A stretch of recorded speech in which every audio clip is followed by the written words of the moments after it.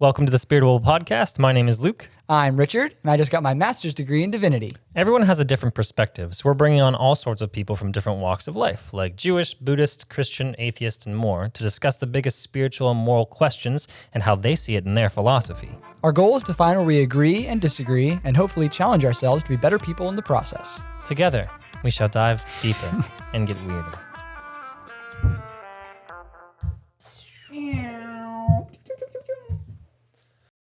Richard, you want to record our intro that I wrote at the end?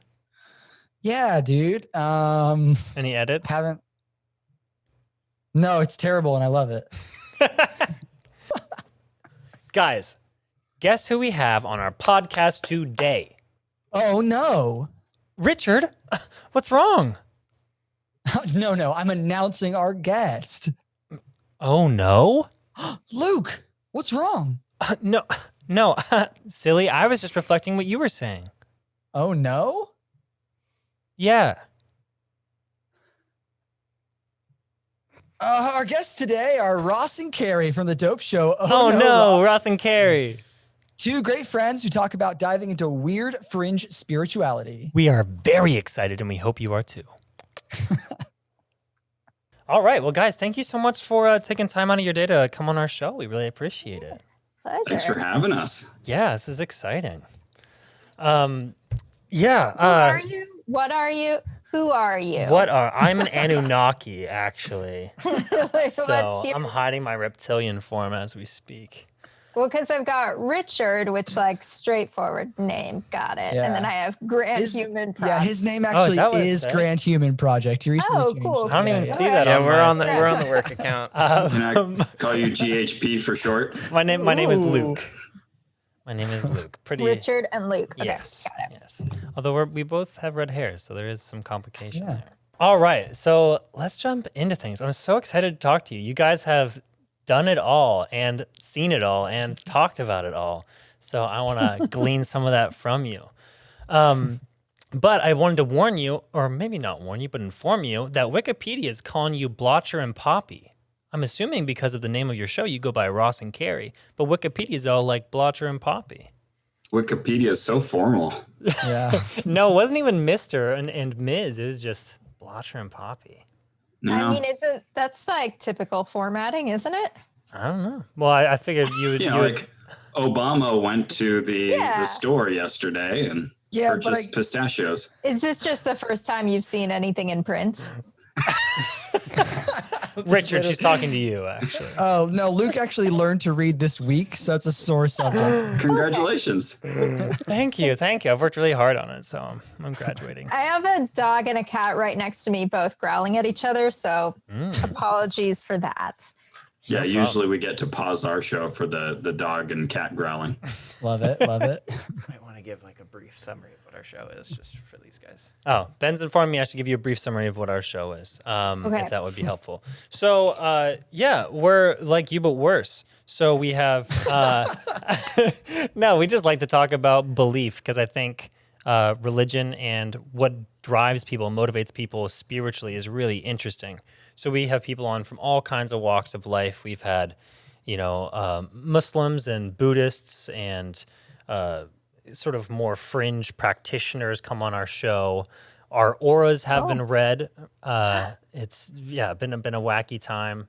Both of your auras are red? Not No, orange? Richard's is red. Mine is blue. I have like a water aura. Yours, you had like the Archangel Michael around you, right?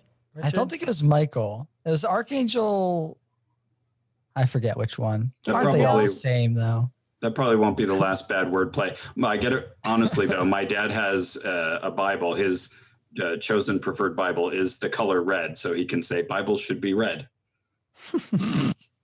Amazing. I'm sorry, you were saying you've had your that's auras the red. best dad joke. That's a good Christian dad joke right there. Yeah, that's a great Christian. I have a friend that's in a Christian dads group. I'm going to send that on to him. Oh, nice.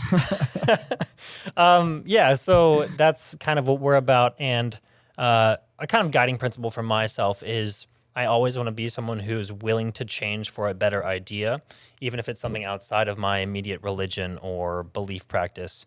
I think that's important to me and how I want to live my life. And so that's kind of why we have a lot of people on here to challenge us on what we think is real and what we think is useful and good to help us spiritually and build a better society and world. So we're always trying to grow and learn together. So that's kind of our ethos as a podcast. Richard, how'd that sound to you?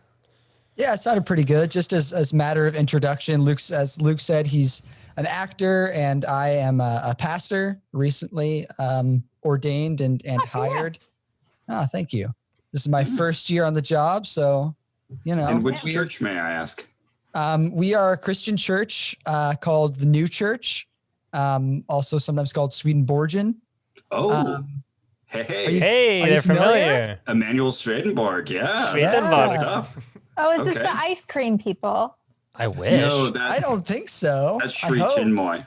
Oh, okay. Okay. We've talked about them briefly, but very cool. I would want to ask more about that, but I'm being interviewed.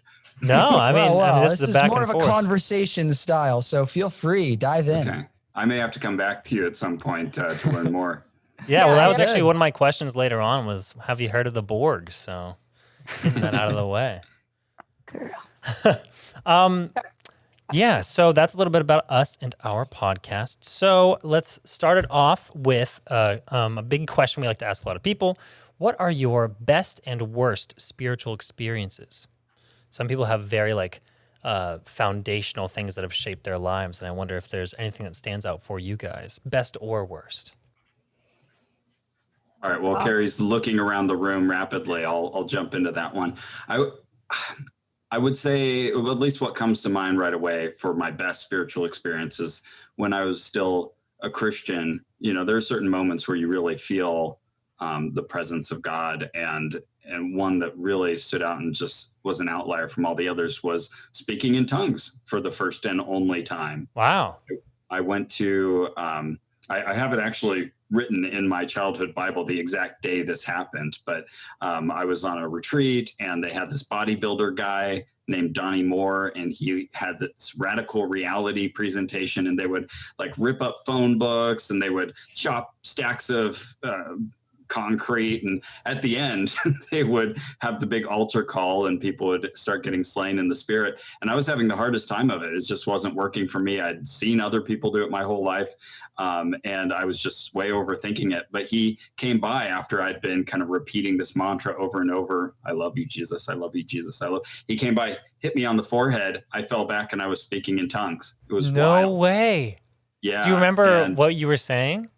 I mean, obviously it wasn't English, but yeah, no, it was just incoherent babbling, or maybe coherent. That's up for debate. But it was just I started as I fell down, and it just kept going for a long time.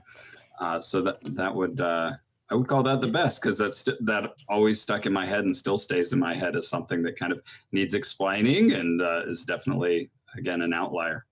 Ross, I don't think I've ever asked you, how did you transition out of the glossolalia? It seems like a hard thing to stop doing. That's a good point. And I would be guessing if I told you how long it went. I would say probably it felt a lot longer than it was. It was probably a minute or something like that. But to me, it felt a lot longer than that. And I think I just eventually sort of faded into sort of a gentle, warm, glowing, happiness. Got it. Yeah, you can't go from the babbling to let's get Taco Bell. Yeah. Well, who's hungry? Sharp. Yeah. It's funny. I went to a very evangelical youth group growing up, and that was one of my more uncomfortable experiences, was a big sort of stadium atmosphere like that, where everyone's getting saved and admitting Jesus. And I'm just this feels bad to me. So I'm not an evangelical type at all, really. I was about 12 at the time, and I didn't learn until, okay. Yeah, that seems maybe about the right age. But I didn't learn until I was an adult that my sister, who is still very religious, she's 4 years older than I am, so she was maybe about your age at that time. She had been in that same room and was also one of the people like me who was left standing as one of the final people that Donnie Moore had to go around and push. And she did not end up speaking in tongues. It did not work for her. Really? And she still, to this day, kind of looks with some skepticism at that practice. So Fascinating. I have to be honest, I've always looked with a lot of skepticism at that practice. So that's fascinating to hear from you. Did you have any sort of understanding, like not verbal recognition, but any sort of understanding of what you were communicating, or what was going through your mind at that moment? Right. I certainly didn't feel like I was doing an active translation, or that I had a simultaneous stream of, English content. I think it was just sort of, if you had asked me at the time, I probably would have said it was an extension of that sort of mantra that I was repeating over and over. Of course, they wouldn't have called it a mantra, but, the I love you, Jesus, I love you, Jesus. And, I would have assumed it was just sort of a transition into that feeling, that emotion being expressed in the angelic tongue. Fascinating. Yeah, thank you for sharing. Carrie, anything stand out to you in your history? If not, it's not a big deal. No, it's one of those, a lot of things stick out, which then I guess means they're not sticking out. Because I had so many profoundly wonderful experiences growing up religious. My parents were not religious, so I went to Christian summer camp, and that's where I caught the Jesus bug. And so for all of childhood, pretty much, like from age 13 through going to college, at least, going to summer camp was like what I looked forward to the entire year, because that's where I could most feel the presence of God, and had, these deep, what felt at the time like deep religious experiences. A lot of Wednesday night spent, singing in a stadium, recommitting myself to Jesus, stick out as like, very profound nights of what I've heard described as feeling X, which is just that like transcendent presence. I can still like sort of call up that feeling, and it's still pretty potent to me. And I had a really great youth pastor growing up. His name was Mike Langford. He's still a friend of mine. Yeah, he's still a good friend of mine. And I, texted him and talked to him all the time.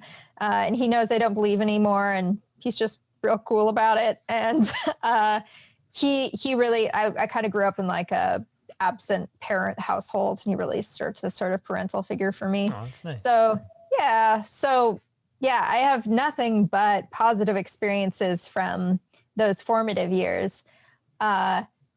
The most notable negative experiences came a little later. One, in high school, I did exorcise a demon from my friend. In high school, you did that? Yeah, but you weren't trained yet to do that, right? Correct. Not formally, at least. Right. Now I'm certified. That's the whole thing. But no, at the time I was just, I was talking to my friend on the phone, and he started having this deep, gravelly voice, and saying things that I thought he couldn't know, only like God or Satan could know about me. Had these, strange insights into my sinful nature. And I started like telling this demon to get out of him. And yeah, just, Christ died for this boy. You need to let go his body. It went on for a good like half an hour. Oh my gosh. And finally I got so scared because the thing wasn't leaving. I got so scared that I remember this so vividly. I slammed down my Mickey Mouse phone and then looked at Mickey like, what have I done? I've left him alone with the demon.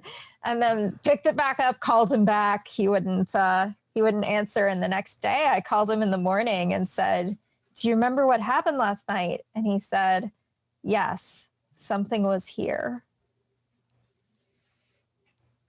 Wow. Cut to black, end of Act 1. Yeah, pregnant pause that has continued to this day. He's still on the other end of the phone. Something is here. Wait, that's fascinating. So now, can I burrow in on that for a second? Yeah. So now, with all of your experiences looking back on that, what comes to your mind as an explanation? Yeah, I've talked to him about it since. I'm still friends with him. And he's not a believer anymore either. And so at some point in like college, I think I said to him, like, you can tell me if you were making it up. We were 14. I won't be mad. In fact, it'll be a little bit of a relief. Where you just sort of play acting. And he said, I don't know how to explain it. And it didn't feel totally like a psychological break or anything. But what I can tell you is I wasn't like f***ing with you. I wasn't, can I say f***ing with you? Yeah. You're good. You know, I wasn't making it up. I wasn't lying on purpose, but I also can't, what do you say? Something like, I can't think of the right word for what it was. It wasn't lying, but I don't feel like I was going crazy or anything. And so now, you know, I that makes total sense to me now, because we go to these exorcism conferences and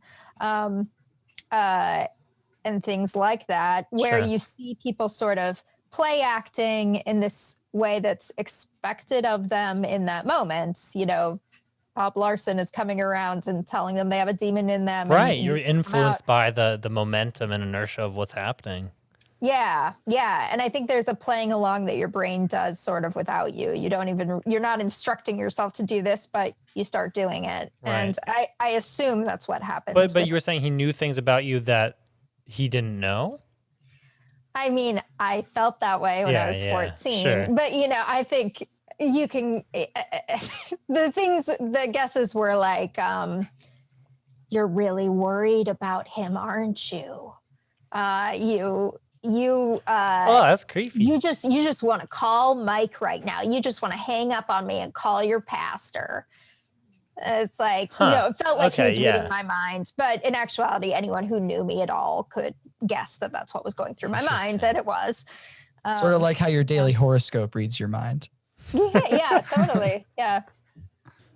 So yeah, I'm curious, because both of you grew up religious in evangelical Christian, if not a household, at least a society or school or culture. And then both dropped away into your late teens, adulthood. So I'm curious, what kind of was the straw that broke the camel's back on your religious belief? Yeah, well, for me, I was raised in a Christian household and went to private Christian schools from 2nd to 12th grade. You know, my mom would scrap together whatever funds she could just to make sure I did that.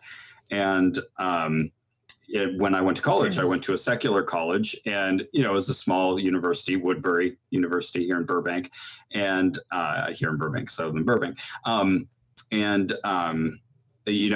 I only had 2 science classes because I was studying animation. So, you know, this wasn't a big focus. And I was the same teacher for both classes. And he was very receptive to all my questions when I was trying to pick apart evolution and stuff like that. But he had a handout that he gave to everybody, and it was for these lectures at the local Skeptic Society in Pasadena. They were holding meetings at Caltech. And you could get extra credit if you went to one of the lectures and wrote up a review of it. And I didn't particularly need the extra credit, but the meetings just sounded interesting. The topic sounded interesting. There were scientists. Oh, this is cool. I haven't gotten to listen to scientists and authors. So I started going to those meetings. And I guess this was kind of an early version of what we do now with the podcast. I was just really curious I was really curious to hear what people who disagreed with me had to say about these things. So I had all my little internal arguments with what they were saying, but I would start buying the books and reading them. And it took about 1.5 years because deconversions are slower than conversions. Yeah.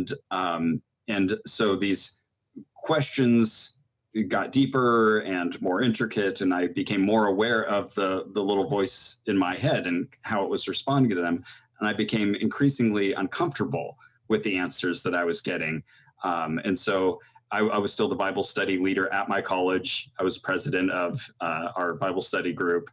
And, all of my weekly lessons started really focusing on weird stories in the Bible and, guys, help me wrestle with this issue. Why do they touch the bronze snake? That's so weird. Why would you do that after being told not to worship the calf? Stuff like that. And then I was meeting out gay people for the first time and had to deal with that. And I'm not feeling comfortable with not feeling comfortable Sure. around them. And then the science of evolution, that was a huge thing because it made so much sense. It was so powerful. And so I was starting to say, okay, well, what else was I misled on? So that all started the process, and yeah, it took about a year and a half. Yeah, that's interesting. That took a long, long time. So by the end of that, did you feel like you tossed out the sort of, I don't know, moral guideline that Christianity has with it, or did you kind of keep the good stuff and just toss out the nonsense? Yeah, it was really important for me to find ways to hold on to the good stuff. And I remember I really did have kind of a physical sensation, a road to Damascus experience, if you will, where I was driving up north. My wife was in another car with our young son, and we were caravanning. So I had a lot of time by myself, and I was just going to hash this all out. And I was fervently praying with God, saying, I'm really not feeling you right now, and I need more, and I hate to ask for a sign, but Gideon got his sign, and I'm having all of these really detailed debates with God. And I remember we had to stop for gas shortly after I had said in that conversation, I'm going to try looking at the world in a different way, but I promise I'll always keep my mind open. I'll always be receptive to anything you have to say, but I'm just going to try looking at the world this way. And that was like a really big step. And I remember we stopped for gas, and I got out of the truck, and all of a sudden it just physically hit me that, oh my goodness, it's just atmosphere and then space. That's it. And like, I felt like I needed to hold on to any solid surface because I was like going to fly off the planet. It was like a real sinking feeling that was then sort of replaced by, sort of a freedom, because now I didn't have to ask all of these additional questions. It like scraped off a whole layer of explanation of life for me. And I remember later, I don't know why this is all focused around my truck, but I remember once I was going to school, and I had to run out and get in my truck and drive off somewhere, and it wouldn't start. And I was like filled with joy because I realized, oh my goodness, I don't need to ask myself what I did wrong, what lesson I'm supposed to learn from this. All of these other questions I would normally ask. My truck just doesn't work. I need to call AAA. That's great. And so to kind of get back to your question, like piece by piece, I had to look at things in my life that I really liked. Like, before I would see someone who was homeless, and I would think, oh, wow, that could be Jesus. And now I think, oh, wow, that's someone who's related to me in the great tree of life, and very closely, because they're a fellow human. I used to always pray before every meal. I really missed that for a long time. Certain phrases in my life I had to kind of replace. And now I say, oh my goodness, instead of, oh my God, things like that. That's interesting. Yeah, I can imagine it might be a sort of a breathing a sigh of relief to have not everything be so charged. And I think that's one thing I am grateful about my religion. Like, I don't know, if I get food poisoning, I don't immediately think, oh no, that's God trying to tell me that I need to change my diet or something like that. A lot more scientific in that way. Yeah. I was just thinking, listening to your story of you in college, noting the similarities and noting the differences. I went through a crisis of faith, is what you might call it, in college, where I was in the religion degree program with plans to go into their theological school immediately following, which is what I ended up doing. But there was a large chunk of that time that I was like, well, God is made up and heaven's not real, and it's all just a grand illusion because people are scared of dying and being nothing, and they're scared of the meaninglessness of existence. Oh, wow. Was this just happening internally, or did you share that with people? He didn't share with me. Mostly internally. I shared it with my girlfriend at the time, now wife, who at the time also was like, I don't think I'm religious, maybe like some Eastern meditative practices, but Christianity's bunk. And for me, what brought me back to faith practice was the kind of moral structure of it.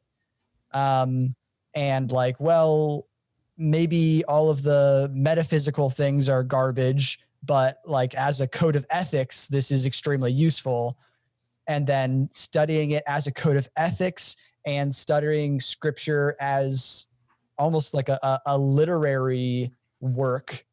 I was so amazed by both those things.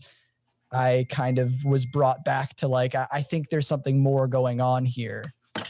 But I didn't have things like evolution to grapple with. There wasn't that disparity for me. Our faith practice is all down with evolution. I guess right up to the moment of the idea of randomness, right? Because, providence of God and all that. But the process of evolution, bueno. So you're down with evolution, but not down with evolution. I would say generally I'm down with evolution. I'm solidly down with evolution. Down with evolution. Oh, yes. Down with evolution. Okay, got it. Okay. Carrie, what about you? What was the straw that broke the back for you?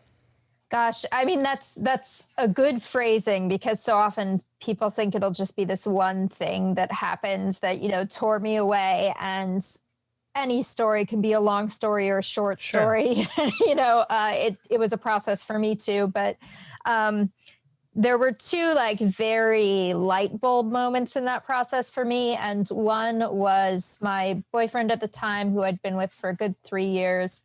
He had grown up in a small evangelical community that had its own jargon and theology, and now he refers to as a cult.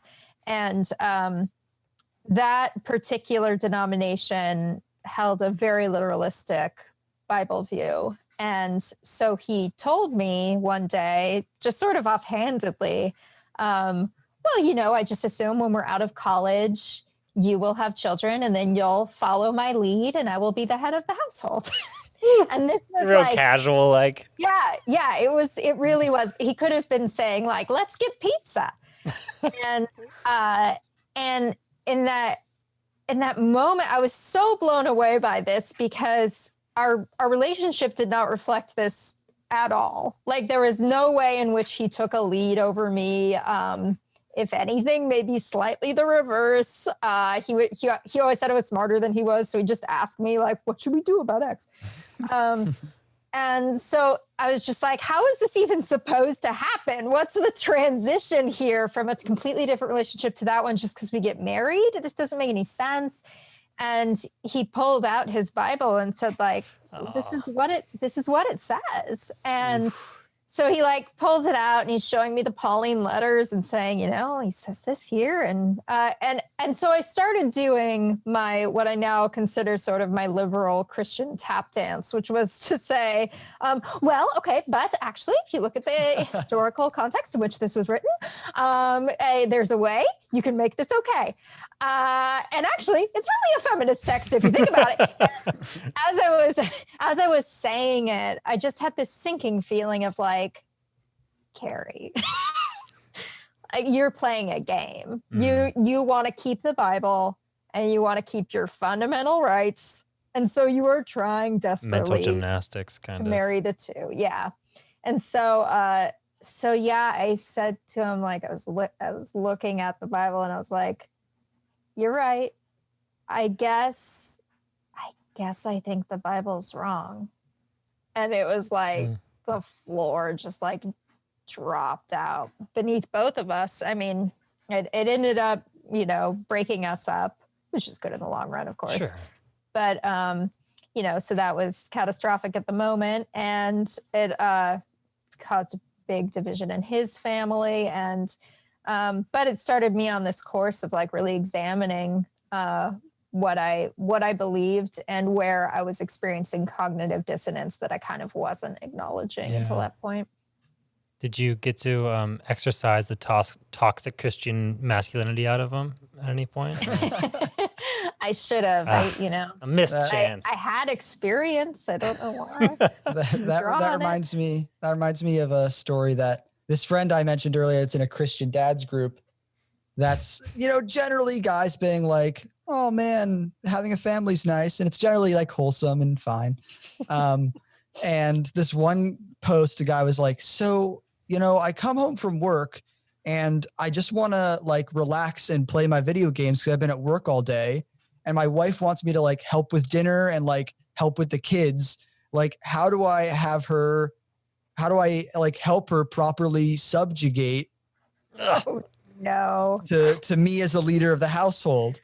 And we were just kind of, my friend told our group about this. This was a friend in the theological school I had, and all of us were just reeling about how this is a worldview that people hold, and how And a modern one, like it's still happening. Yeah, you think just the act of typing that he would see it and go like, "Oh, I do not look like the the good person in this scenario." Wait, this doesn't look good. My friend, I think, responded with something. Normally, he's a fairly charismatic and diplomatic person, but I think he responded with something like, "You're an ass, and if you don't listen to me now, listen to your kids in 20 years when they don't talk to you anymore." I was like, oof, brutal. But yeah, Paul's interesting. I have a lot I could say about Paul. But again, another thing, my denomination doesn't see the Pauline letters as divine, doesn't see it as part of the word. So another thing where I'm just like, man, that must be hard for other people. Yeah. So what is your denomination left with? So our denomination, the New Church, believes in the Bible. Okay, well, hang on, because it doesn't sound like it. But Okay. Well, every religion has their own version of the Bible also. yeah, like the Catholic Sure. Bible and the Protestant Bible are different. Touche. So our Bible, the New Testament consists of Matthew, Mark, Luke, John, Revelation is our New Testament. Oh, whoa. Okay. And the Old Testament cuts out some like Songs of Solomon or like Esther, and like some of those are also not part of our canon. That's either. cool. So when you hear like you can't pick and choose, you're like, you can. Well, I can't, but someone else like did. someone else did. I can sign on to Okay. their picking and choosing. Oh. Yeah. Okay. Yeah. Yeah, Esther doesn't even mention God. Who needs it? Yeah, get her out of here. Actually, I feel like Esther's a really cool book. I love it as like a literary story. Mm-hmm. So like, I don't know, I still got some affection for it, but I don't study it as Yeah, as, you, like, you probably think of it like faith practice. most Christians think of the Apocrypha. yeah, maybe something like that. But yeah, so we have that, and then the writings of Emanuel Swedenborg, which are a lot about the nature of the afterlife and exposition of the word. Oh, okay. So like a deeper spiritual message housed within the letter of our canonical scripture. Cool. And that's the big dividing point. Yeah, between what Christians is- don't really like us because of that. Yeah, TBH. I actually told the story on our last podcast episode, so I'll tell it shorter. I used to work at a grocery store, and the two people I worked with was an extremely well-read, retired, like 65-year-old Catholic and a Lutheran youth pastor. And the three of us would go round and round, and the poor customers were like, I'm just trying to buy my milk, please. What a grocery store. I like that. I know, it's a It was great setup. awesome. It was awesome. It's like the beginning of a riddle. Oh, I know. It's beautiful. But at one point we were arguing, and the Catholic guy was like, but Paul says, and I was like, I don't really get down with Paul. And he was like, oh my, I need to take a lap. And he like left and took a lap around the store and came back in. He's Whoa. like, sorry, I had to just, I didn't expect that one. Wow. No What Paul. kind of grocery store are we dealing with here? It was like a little local grocery store. It's Okay, closed like a now, bodega. sadly. Yeah, it's Oh. closed now. Bummer. We're at Bether's Market. But yeah, that's sort of the foundation of our faith. On Very that cool. note, I want to transition into a game I came up with. Okay. Yeah, it's the perfect segue.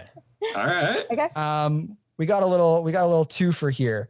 The first game, this is a game we like to play with some of our guests, seeing how people's faith practice or faith origin and belief line up with the tenets of our faith.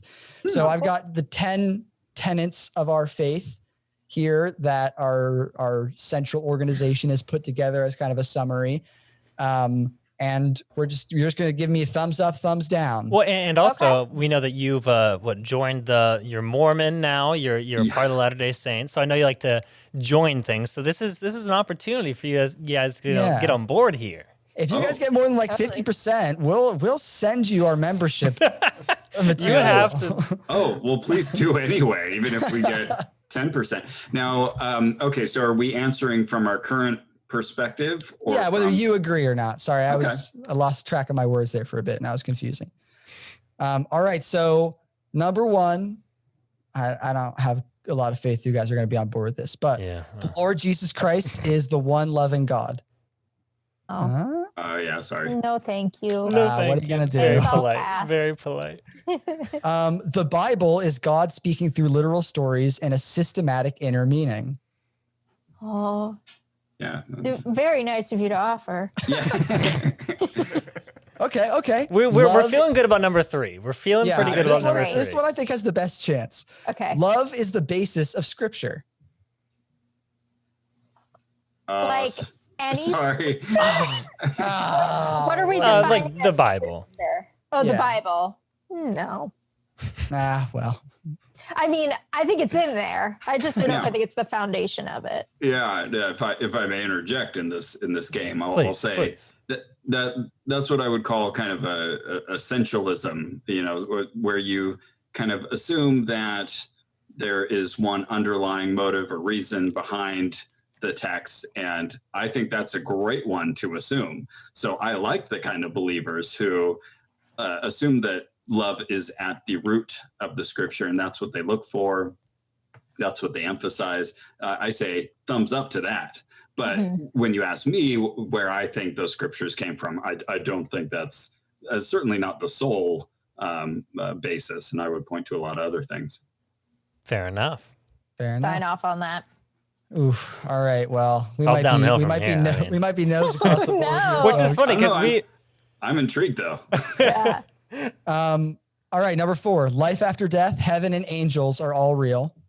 Yeah. No. Wouldn't that be great if we were like? Well, we haven't touched on what you guys think now. Like if you're hard atheist or whether it's like a what if. So we didn't know. We didn't know where that would go. Sure. Well, okay. So sorry. Can you say the whole sentence again? Life after death, heaven and angels are all real. Okay. Well. I mean, it's written in such a way that I have to say thumbs down, I suppose. What would you're trying to do your little tap dance around it? Yes, for you. How would you tap dance it? She could have believed in one of those things, but they're all real. Yeah, I guess so. I guess there's sort of a level of disbelief going on here. Heaven and angels, like no, but could there be an afterlife of which, like, I don't know the texture, or like, could consciousness somehow go on past my death? I think not. I think more likely not, but I could buy that more than like these sort of very specific notions of what that looks like. Does it help if I say that our faith believes that angels are just people who died, not separate spiritual beings? Ooh, I like that. Yeah, that helps. All right, can we get a half? Can we get a 0.5? I believe it. I totally believe it now. Nice. We'll take it. Marking it down as a 0.5. We're gonna have a 0.5 out of 10. Sweet. I'm sure you can talk us up on all these. We'll just remove that decimal place. No one will notice. Yeah. All right. Salvation is progressive and involves an ongoing process of spiritual growth. So another place we sort of devolve from normal kind of evangelical Christianity. We're not about faith alone, being saved in an instant. You got to believe good stuff and do the works. Heaven is just where nice, good people live. Salvation. Yeah. Aren't you scared of hell all the time? No, not really, because we kind of believe that you make hell for yourself by just living a selfish life. And so when you go on to what is hell, you're just kind of doing your selfish thing, and you're not being punished, but the way you've lived your life in and of itself is a punishment because you're just not as happy and not as good. It's just a natural consequence. Okay. Yeah. Okay. So basically everyone that wants to go to heaven does. And some people say they want to go to heaven and then they go there and they're like, this sucks. Oh, interesting. And they leave. Okay. So it's not enough to sign up for the gym membership. You actually have to go. Yeah. Exactly. Well, Oh, man. sorry. Wow. I feel like this is the closest thing I can put a almost thumbs up on. Yeah, had a you go- know, Yeah.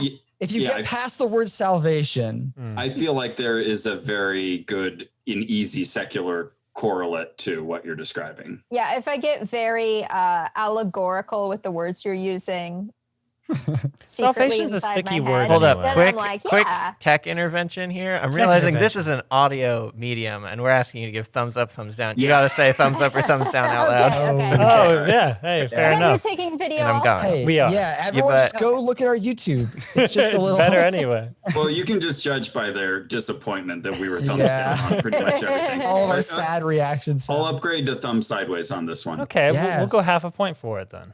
I'm giving it a thumbs up just for the hell of it. Okay, point Oh, she 75. believes in hell. Got her. All right. God came to earth as Jesus Christ to overcome the power of evil. No, Yeah, that, sorry, that thumbs did down. not happen, Yeah, but I'm fair. happy for you. Happiness comes when we let God inspire our daily work and service to others. Oh, It's a little God-centric for you, Yeah. maybe. Okay, the yeah, thumb, I guess. the thumb is like 3/4 of the way up. Ooh. So what do you like okay. about it? Well, I like the motive and the mission, to help others. It's a selfless thing. It's progressive as you were kind of suggesting earlier. So I think it leads to good things. I'm all for that.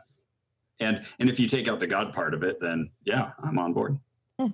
Okay. Is it basically, I can read that in one of two ways. One is if I do loving things for my fellow man, in God's service, I will be happy. I'm guaranteed happiness. And the other is believing in God and having that be the foundation of your good actions is a necessary ingredient to happiness.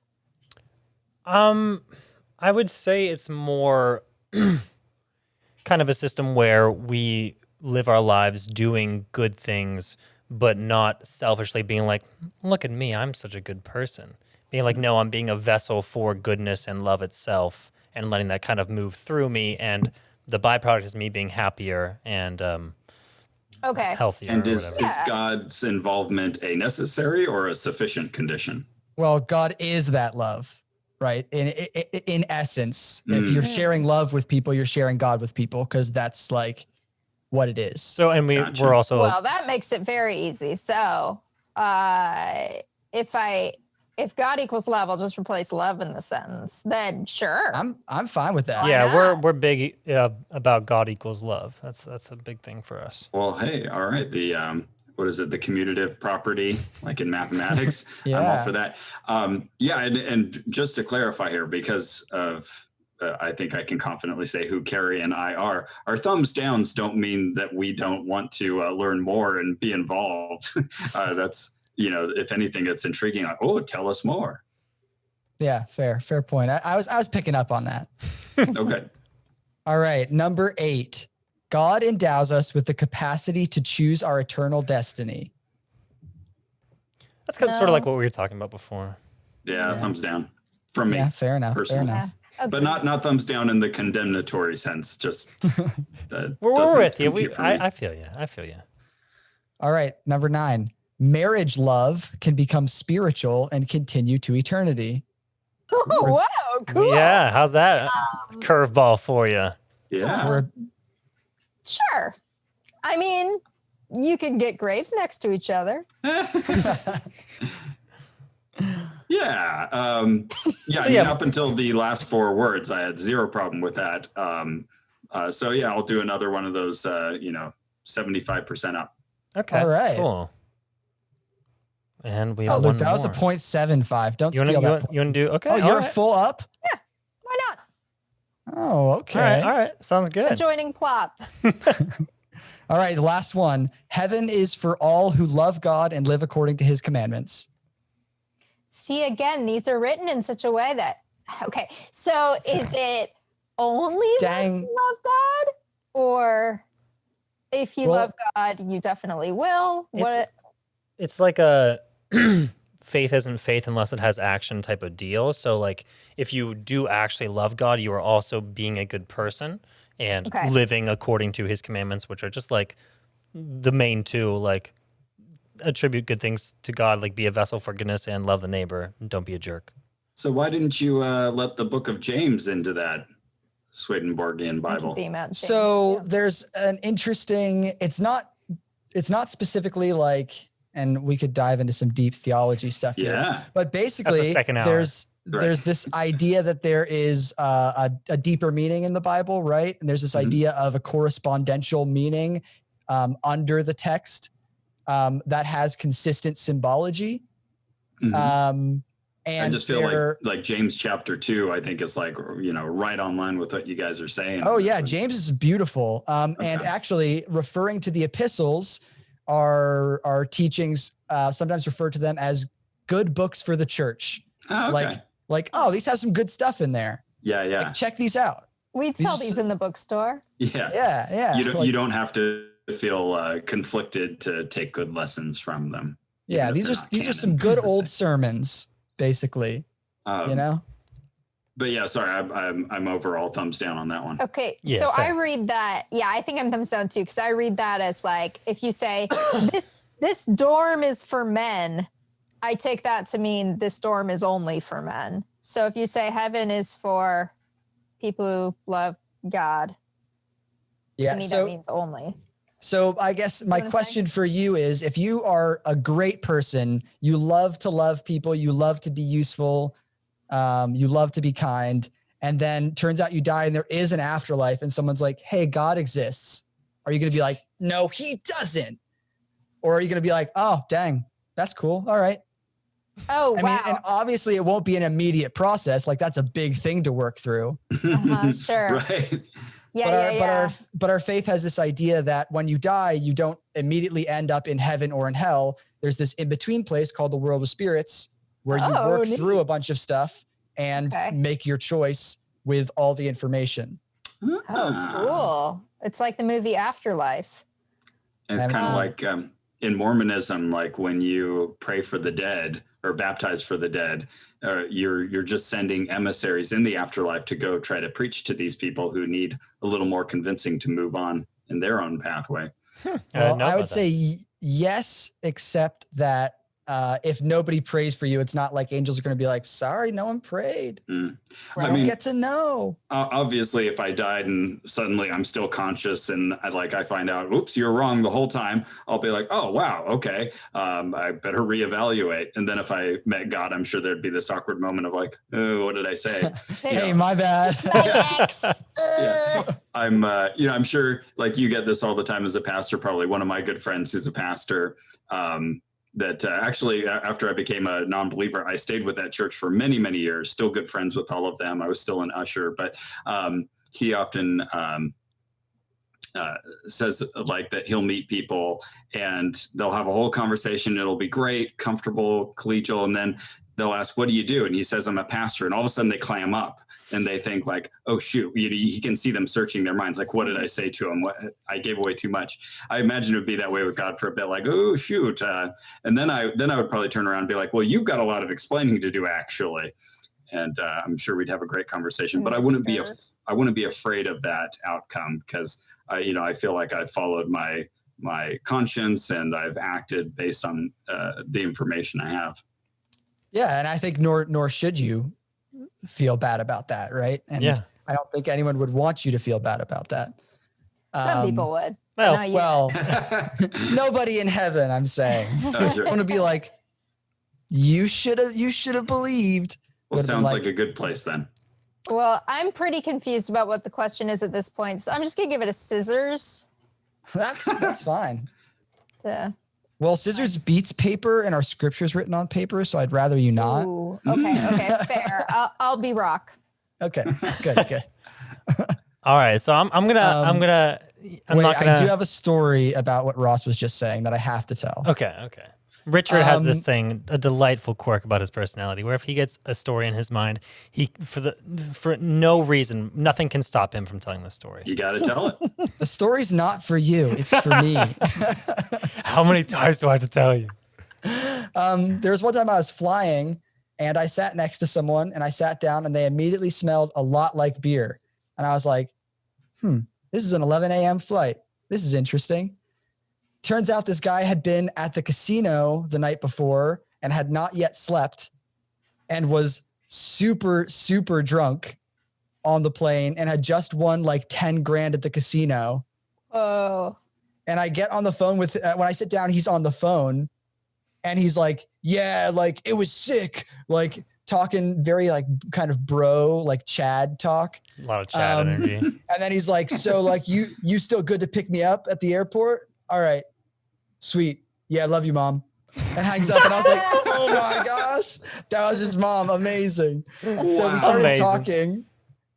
The stewardess comes by and he's like, yeah, I'd like 2 beers. Bring them both at once, not one at a time.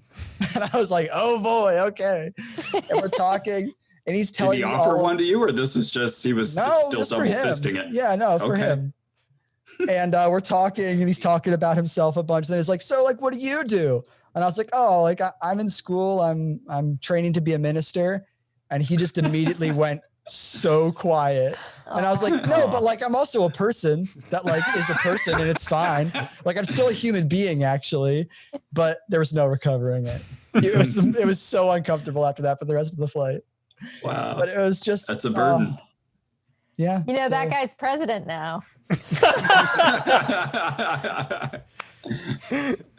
Oh, He did man. this.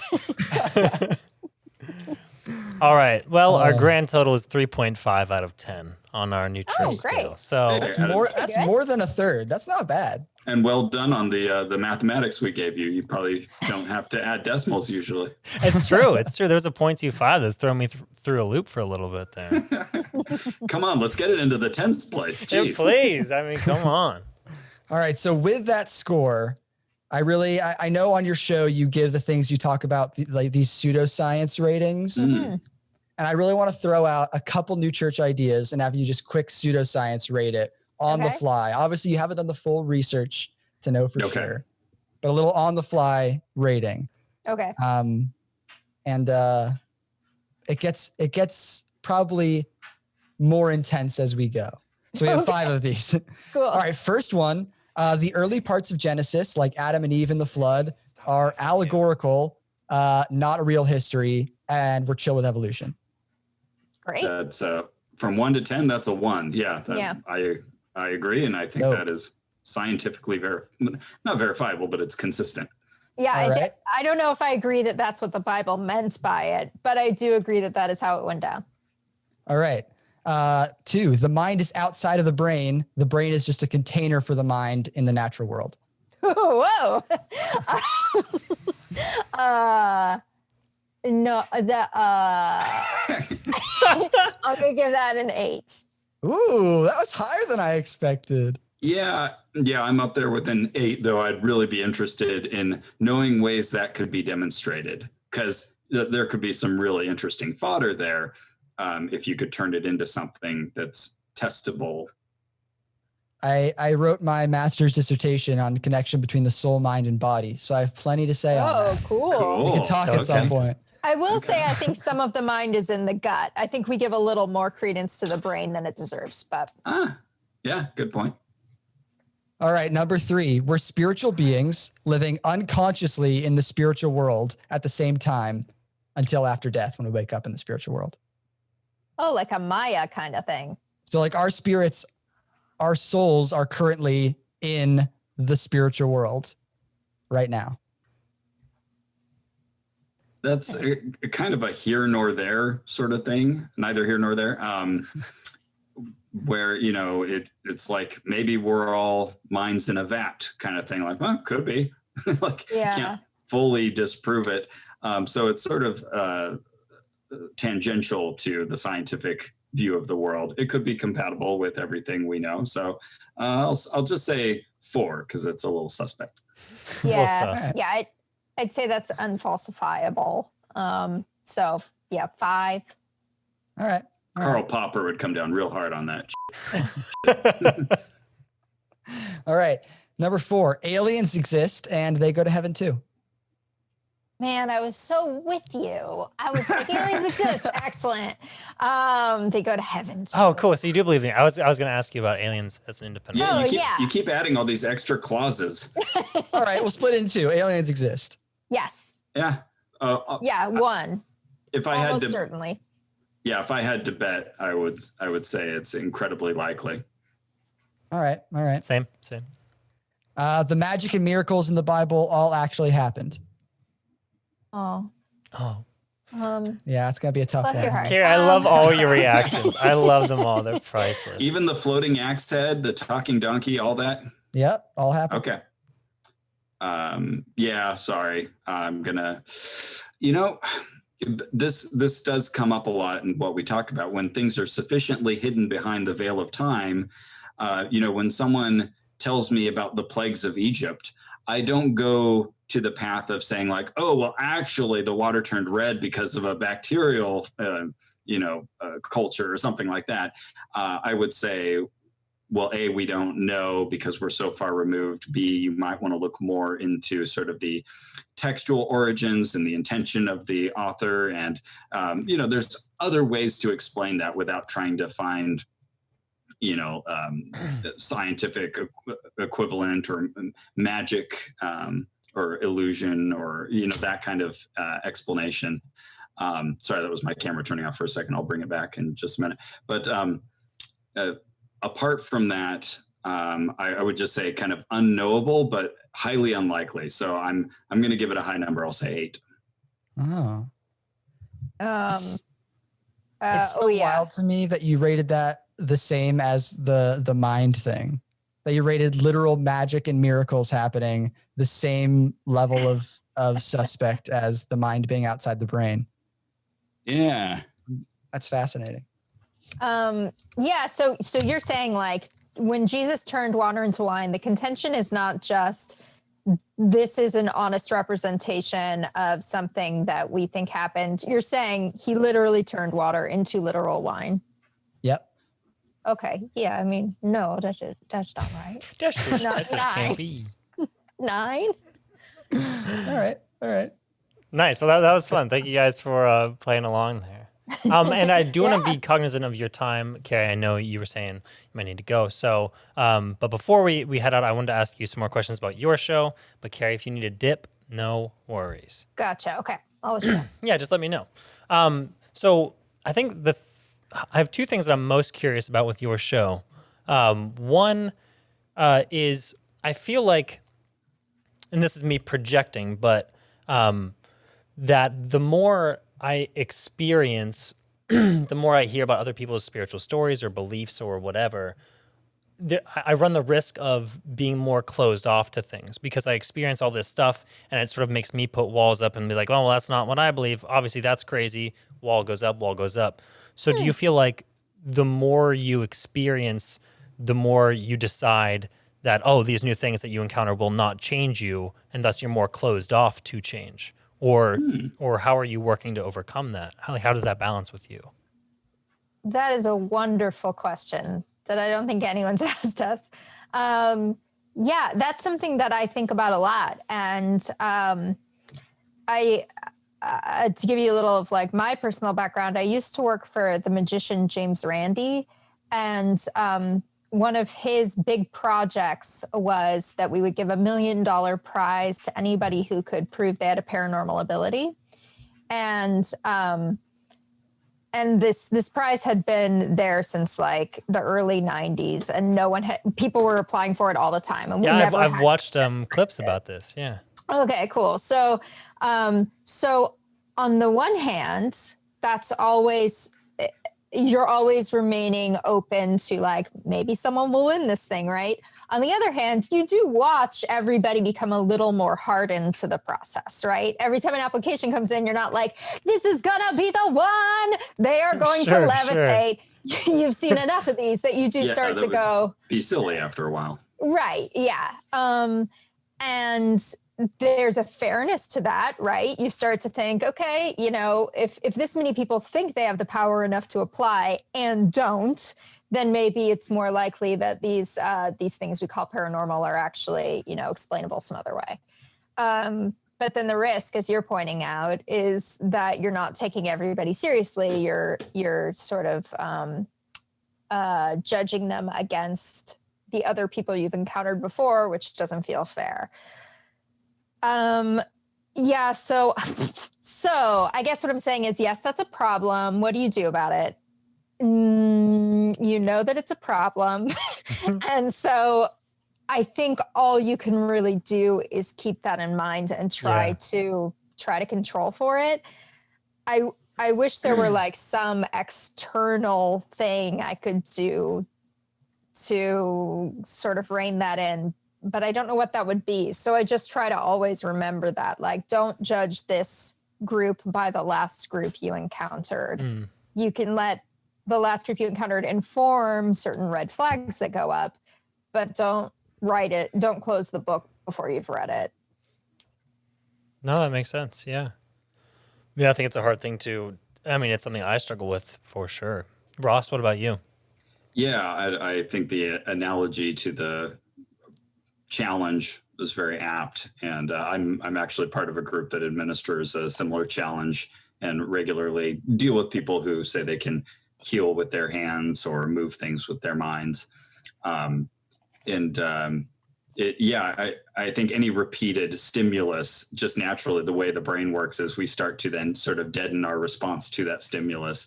And so as Carrie was saying, I think that's something that we have to soul search about, even if our souls are, a certain ordering of our mind and a little bit of our gut, where we have to be on guard for that. And I think we try to be honest on the show about that, where we talk about our honest reactions to things. And, that's all part of the conversation too, is our predispositions and our biases and the things that we assume and our experience. So all of that kind of plays into the discussion. Yeah, definitely. Yeah. Thank you for thinking about that. Yeah. I think it's just good stuff to keep in mind. But I know, at least one thing I can say is that after all these years, Carrie and I are still excited about encountering these new ideas. I was wondering about that too. Like, is it still exciting for you? Yeah, because we've been doing this. It'll be 10 years soon. I know, it's nuts. It's just crazy. And I think very easily we could have just sort of naturally played this out if it was sort of a temporary curiosity, to the point where it's like, do we have to go find a new group to join now? No, we've got tons of ones, more than we can do, that we want to do. And so the enthusiasm is still there. We love the kind of back and forth that we're having today, taking these ideas, trying to reify them and think about the consequences and the implications and play them out against other ideas. That's fun. I really enjoy that. And, normally that's the kind of thing you get to do in your college dorm, and then it sort of goes away and you live your boring life. And I like that we found a way to keep engaging with those ideas. And it seems like you both have too. Yeah. And I think it's important. And I really like how you do it too, is you come at it from a very grounded perspective. And I really enjoy that. Sometimes I get sort of lost in the ethereal sort of theology of things. And I don't really think there's much point if it doesn't hit the ground at some level. Mm-hmm. So I like that you guys do dive into what's happening. Like, you don't just discuss the possibilities or the theories. Like, you get involved, which I think is I'm envious of in some ways. So yeah, go ahead. For anyone who hasn't listened to our show, like when we're there, when we're attending an exorcism course, we may ask pointed questions that we think reveal maybe a conflict that we see, but we're not there to debate anyone. We're not trying to talk them out of it. Maybe a little bit of that happened on the Flat Earth investigation, but usually we're just there to absorb, to get in the mindset of what's being shared. And I think we both like sort of running that model in our head and just taking it on as an idea and thinking, okay, let's look at the world that way. And I enjoy that.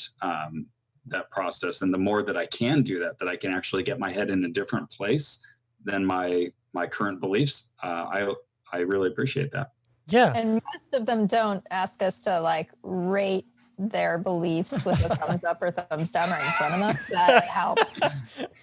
I like to break down those barriers. They're all bullshit anyway. So I don't know. I like the idea of us just sitting in some random church and like as the minister says things, yeah, thumbs up, thumbs down. You just have a big like numbers you can hold up from the pew. 10. I love it. Yeah, it's Foam just this fingers. just this wiggling hand. Yeah. Another thing that I think is really useful when exploring other faith beliefs that I saw you guys do a little bit when we were talking about our faith is this distinction between belief personally and idea of how much you like it as like based on its effect. Because there are times when we'll talk to people and I'll be like, well, I don't think that reincarnation is how things work, but like, it seems like it helps your life and that's cool. And so I have nothing against you believing that, right? That's fine. You're doing that. I'm doing this. It seems to be helping both of us. Sure. And there are times where I'm like, actually, I don't think that that is true. And also I think that it's harmful. And I think those are the ideas that we need to be outspoken against. And I think a lot of faith communities have had the problem of speaking out against anything that's different, not just about things that are different and harmful. And I think that we waste a lot of time doing that.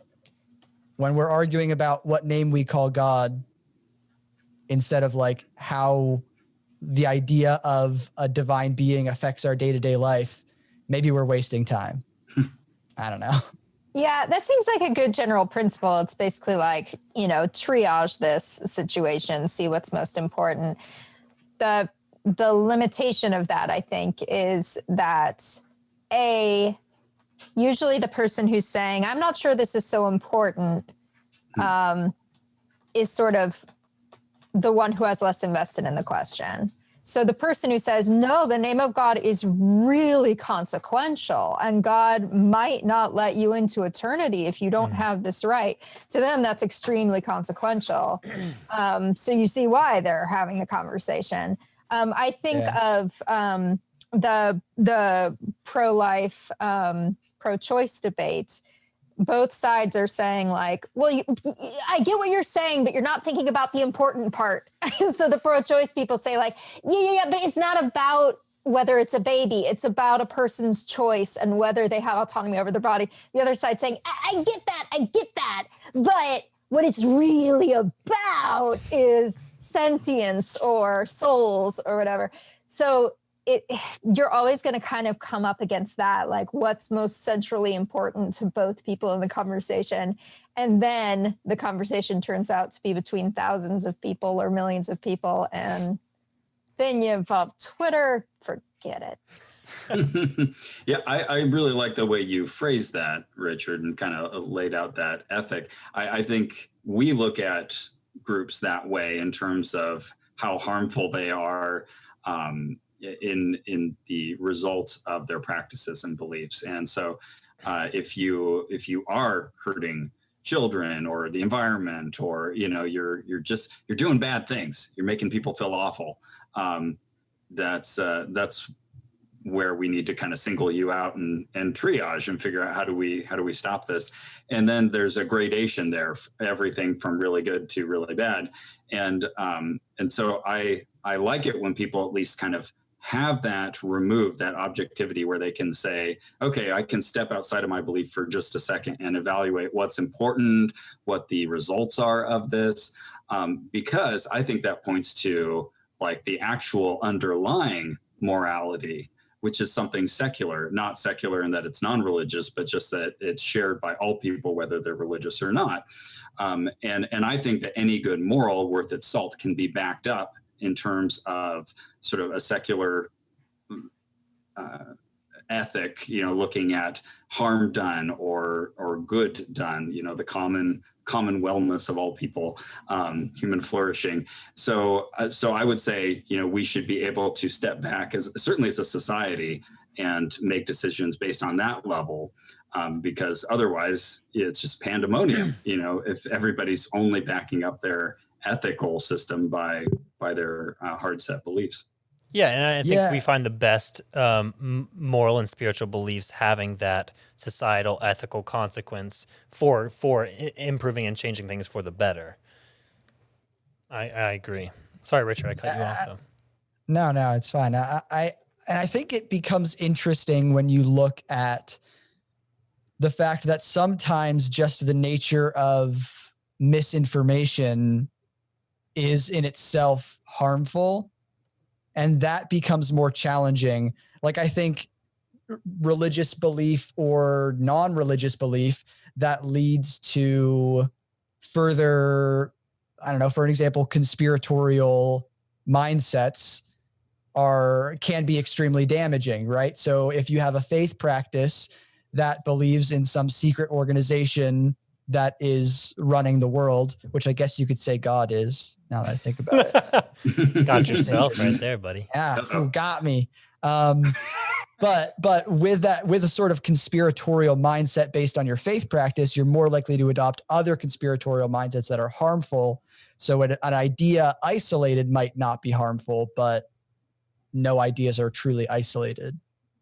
That's true. I also think no ideas are truly harmless. Like, all of life is a trade-off of risk and a trade-off of harm and benefit. And you're probably not going to be able to find anything that has absolutely nobody it's ever harmed. Even like vaccines is like something that's very much in the cultural discussion right now. I'm of the mind that it's a total boon to humanity. Everybody who should get vaccinated. But it would be foolish to say there's absolutely no downsides to vaccines. There are incredibly rare times that we hurt people with vaccines.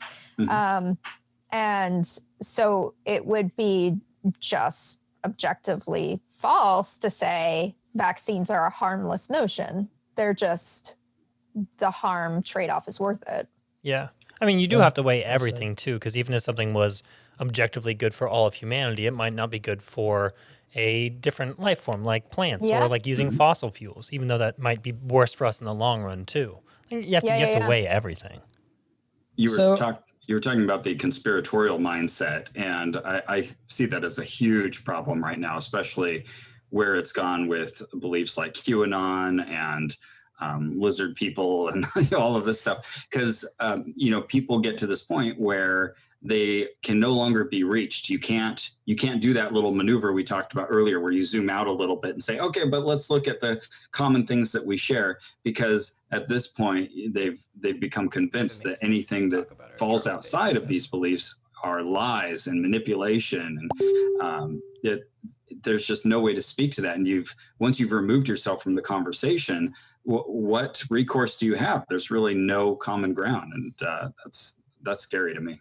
Yeah. And the brilliant sort of the devious brilliance to that ideology is that any facts against become facts for, the fact that you're trying to dissuade me is because of the grand conspiracy. Right. So you play right into their cards.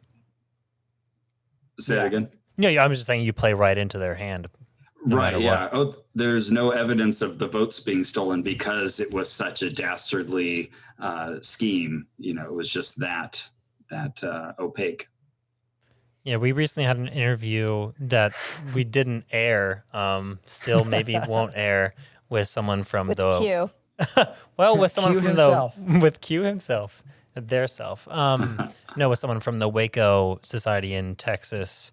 The Branch Davidians. Yeah, the Branch Davidians. Yeah. We did an interview with one of them, and it got off the rails very quickly. And we were. I want to hear it. Yeah. Maybe after we're done recording, we can tell you more. But it was wild, and I think for me as a host, went off the rails so quickly that I just didn't know how to interact with the content that we were discussing anymore. And I'm assuming this is something you guys have practiced more, but I was just being confronted with these things that I had no expectation, and none of my research had pointed me that I was going to have to confront these things.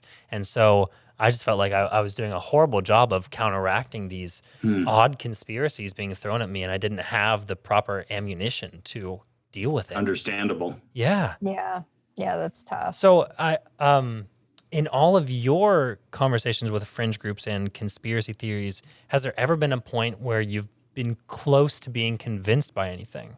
Has anything ever gotten too real or like gotten too in your head that you had to sort of remove yourself from, or have you gotten that close to anything?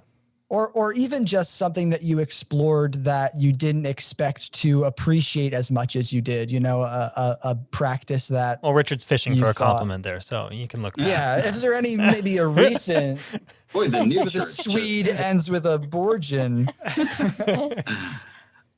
Yeah, it's more the latter than the former. If anything, I get excited when I feel that I've started internalizing one of these ideas, these beliefs, saying, oh, cool, I can still do that. I can still have that flexibility of mind that I can kind of get my head in that space. But I feel like I can very easily snap back out as soon as I think of, once I move away from the internal consistencies and I think of those external inconsistencies, that usually brings me back. But Carrie and I both have a lot of examples of things that we've taken really good lessons from or really come to appreciate. We always talk about laughter yoga being something we have nothing bad to say about. And my life was actually, what's that? Almost. Okay. My life was changed for the better by taking a speed reading course that really didn't make me read any faster, but it made me read more confidently, and it really increased my enjoyment of life. Neat. The example I always think of is hypnosis. Now, I think that hypnosis is way oversold. This idea that you can actually tap into someone's brain and sort of control it for them, or have this special sort of influence on them. I don't think that's true, and it's treated as too magical.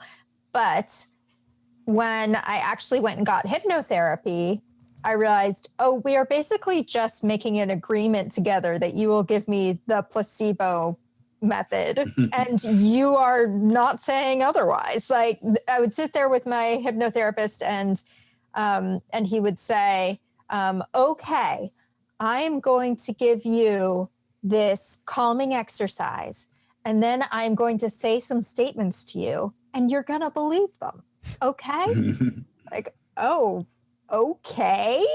That's the contract. Sure. Yeah. And so, and then, it had a minor effect. It wasn't super powerful. It didn't completely change my brain. But afterward, I would feel like, yeah, he's right. I am super smart, or whatever it was. It did have some effect. And so, that kind of blew my mind that, like, we've just sort of renamed the placebo effect in this case and just accepted it as like one facet of the human mind that we can use if we want to. And I think another thing hypnotherapy, as we encountered it, does really well is setting up a system of accountability. I'm a big believer in accountability buddies. I go running every week because I have a running partner, who's going to text me and set up a date. And if he's waiting for me, I'll get up and go running when I would not. Otherwise, there's no way I would do that. And I think the hypnotherapy practice kind of sets you with all these internal checks to remind yourself of what you're trying to accomplish, and an external one, or maybe a journal, like different ways to kind of keep you on that path. So I don't believe the whole theory of mind that they're peddling, but I think you found a way to something you wouldn't have otherwise. Like I think often you do with just like a Christian community or any community of belief, you need that human contact, and sometimes you're just not getting it through your other life options. And I think if there's no other way to get it, that's great that you're at the Unitarian Church or the New Church or wherever you are. Yeah.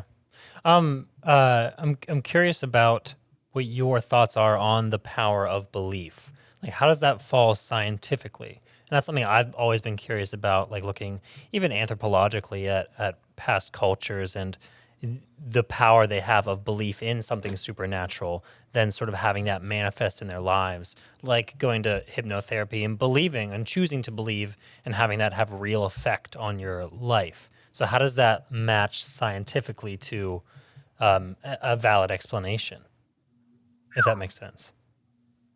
Yeah, that's a complex one. I think it plays out in a lot of different ways on a lot of different levels. Because like, as you were saying that, I had like 5 different responses that kind of flitted through my head. Sure. Like, one thought was that with belief, there's kind of this concept of sort of the sky camera God, that someone's always watching you and aware of what you do. And that was certainly taught to me as a child. Anytime I was thinking of doing something bad, well, Jesus is watching that. Do I want to do that in front of Jesus?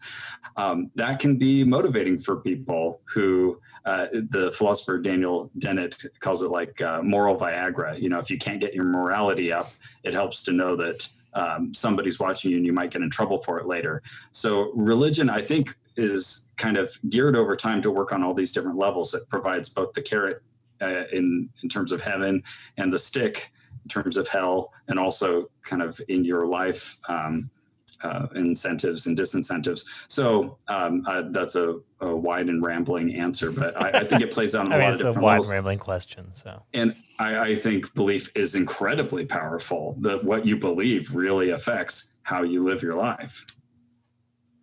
Yeah. I mean, there are really great books by research psychologists about the power of belief that might interest you. Yeah, but it's such a deep concept. But there's a book called Suggestible You that sounds like it might be up your alley. In terms of religious belief in particular, and because Ross mentioned Dan Dennett, there's a book called Breaking the Spell. That's Dan Dennett's argument for how religion developed and what it really is, and how belief exists within us. He actually makes the case that it's basically a form of falling in love. And I think that's really compelling. Yeah, but God, the concept of belief, it does have so many working parts that I wouldn't even know where to start. That's fine. It's just something I think about sometimes. I don't have any answer to either. I don't know. It's fascinating. Another thing I think about is the physicist Steven Weinberg has kind of a famous quote that gets bandied about in the atheist community. In a normal world, you'd have good people doing good things and bad people doing bad things. But for good people to do bad things, it takes religion. And I always want to add the corollary to that, which is for some people to get bad people to do good things, it takes religion. Yeah.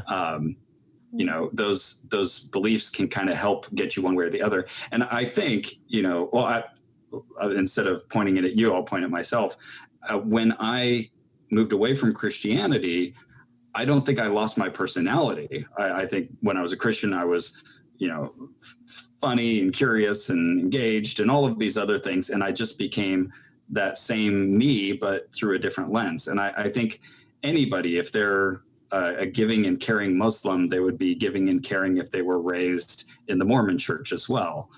So I think like those are properties that are fungible and can move between belief sets. So actually, that's it. I don't know where I was going with that. A comma instead of a period. No, I totally agree with you. I think I talked about this last episode or another episode ago, but something I'm moving away from is that sort of end game religion, because I feel like it doesn't serve people well of like, oh, I'm just living a good life so I can go to heaven, so that I deserve something from God. And like, that's a pretty shitty way of living. Like, you're not a very good person if that's your only reason. Like, sure, it might start out that way for kids who just need something, or, but no, you should be loving your life and living in a certain way so that you are happier and better now. And that should be the focus, not what you're getting out of it or coercing a higher power. And I'll usually find more common cause with somebody over these types of lines. Having conversations like this, I feel a lot more commonality with you than I do with many atheists I could name who aren't as reflective, aren't thinking about these issues, aren't struggling with them and trying to figure out what's true or not. Like, I feel like, we share a lot more because we ask these questions, whatever our provisional conclusions are. Yeah, it's the same sort of journey. Well said. Yeah. I want to change. I'm cognizant of our time, that we're running on an hour and a half now. And I know you guys wanted to wrap up at about an hour. But I want to ask two more questions that I have that I'm curious Final two questions. First one is, how did you hear about our faith previous to this? Immediate thumbs down. How did you hear about our faith previous to this? Like you mentioned you had heard of Swedenborg in Sweden, and I was wondering what you knew about the writings of Swedenborg going into this. Yeah, well, go ahead, Carrie. Oh, I had only heard of Sweden, so I'll let Ross. He was born. Well, I mean, just in reading about other, charismatic and what's the word I was looking for?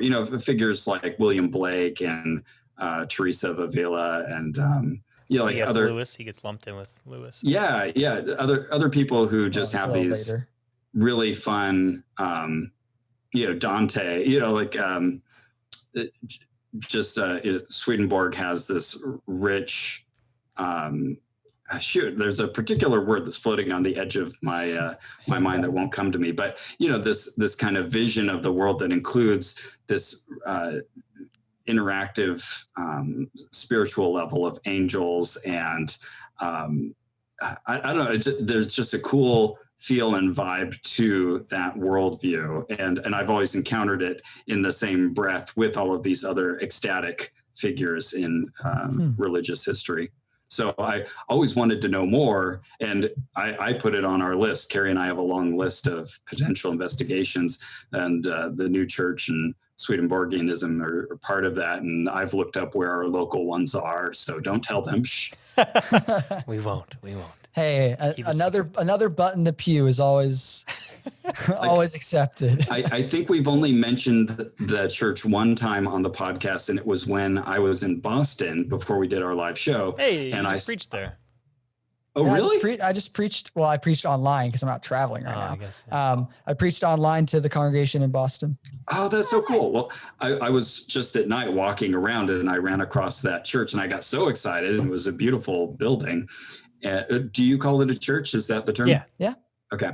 And I took a picture of that, included it in our show when we did our live show in Boston. So, looking forward to learning more. Fun fact, Chris Evans' mom purchased that building recently within the last year. Yeah. She's going to make like a little playhouse theater out of it or something. Oh, wow. Fun fact. Chris Evans is an actor. That is fun. Yeah. Just adding details of this conversation. I don't know who that is. I just know he's an Captain America. Oh, well, that's why I don't. He's got America's ass. He has got America's ass. What? It's a joke in the films, just that, he's got this great butt, and because he's Captain America, it's America's ass. Oh, okay. America's property. Cute. But okay, so Richard, what was the last question? My last question was, where did you guys come up with the name of your podcast? Why is it called Oh No, Ross and Carey? So when we first came up with the idea for the show, we told our friend Ian about it, and he said, I'd love to run the tech on that for you. So we took him out to lunch at a Thai restaurant. We were all sitting around talking about it, and we couldn't decide what to call it. And as we were describing it to Ian said, "Oh my God, when people see you coming, they're going to go, oh no, it's Ross and Carey." Oh, okay. And then it kind of evolved to, also like our friends, when we tell them all the stuff we're up to, they're going to have the same sort of response. Yeah, and then that was kind of the joking name for the podcast. Like, wouldn't that be so silly if we called it Oh No, Ross and Carey? We couldn't come up with anything better. We're like, actually, that's pretty good. No, I like that. Podcast naming is tough. It took us a long time to come up with a name. Yeah, we had some bad names previously. Yeah? What was your worst one? Bruh, you wanted to call it God Talk so much, and it's just not a good title. Yeah, you said it all the time. Ben chiming in with some shade. Wait, I feel like Luke came up with that name, and I was let's just pick a wasn't name it like and God do it. Gab or something dumb? Oh yeah. Oh, that was worse on the than list, God. too. Oh yeah, no, God it was Talk. bad. It was bad for sure. But I was Emmanuel Podborg. That would have been amazing. Sweden Pod. Oh yeah, theological based puns are a real joy of mine. Oh, good.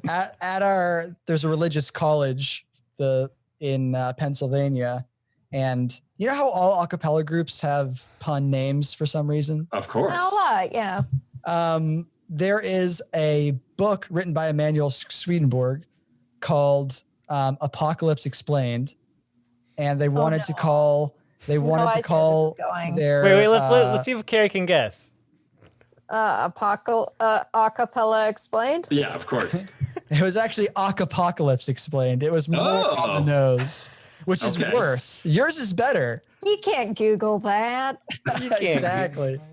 Exactly. So I don't really know why I told that story. It's just for me more than for you. You know how it goes. Oh man. Well, as we wrap up, I want to give you guys a chance to plug away if you guys want to plug your Oh No, Ross and Carrie podcast. So feel free. Okay. Well, if you've gotten this far and you don't think these people are detestable, what we do is we investigate fringe science, spirituality, and claims of the paranormal. You can follow our adventures at OHNO Podcast. Find us on all of the greater sites and services where podcasts are found, or at ohnopodcast.com. And we're at maximumfun.org. You can also find us on the Twitter, OHNO Podcast, and the Facebook at ONRAC, ONRAC. We went undercover in Scientology. You'll like it. That's a good place to start. Yeah. I'm very interested in that one. I watched the clip of you running around the yet. outside of the building doing your purification ritual. That was good. All right. Well, I feel I need to go back. you need to go back. Yeah, thank you guys so much for coming on our little show here and chatting with us. We had a fun pleasure. time. This was so fun. I'm Thank so you. glad. Yeah, I'm so glad. what a fun conversation. All right. Well, thank you guys Thanks. both so much for coming on. We really appreciate it. Oh, pleasure. All right. Happy holidays. Yeah. Happy holidays you to as you well. too. We'll catch you later. Okay, bye. Bye. Yeah. Thanks so much for watching our show. If you are watching on YouTube, feel free to comment below with anything you have to say. We love to respond. And you can find us anywhere you find a podcast, Spotify, Stitcher, Google Podcasts. Feel free to give us iTunes reviews. Those pump us up in the algorithm. Check us out on Yelp. Damn it, Luke. 5 out of 5 stars on Yelp. You can't put that. You can't. Look, it might go in. Who's to say? Just Do you think anyone back watches this like far in the this. podcast? You lean Even back a this dedicated My fan is grandpa is skipping. gonna watch Check us this. out He's not gonna Yep. watch. Nobody watches the like and Check subscribe us out bit. on Yelp. Smash like and subscribe. It helps us in the algorithm. Even though it's a big old meme to do, it helps us and we like it. And if you have any questions or comments or suggestions for who we should have on our show, feel free to email us at spiritablepodcast@gmail.com and follow us on Instagram where we sometimes post fun bloopers. Thank you so much for watching, and we'll see you next time. Sorry, Ben, that was a little bit of a mess, but there's something in there. Yeah, it's Yeah, it'll be fine. It'll be fine. I'm gonna not. The whole mess might make it in. But we're gonna see what happens. You do you.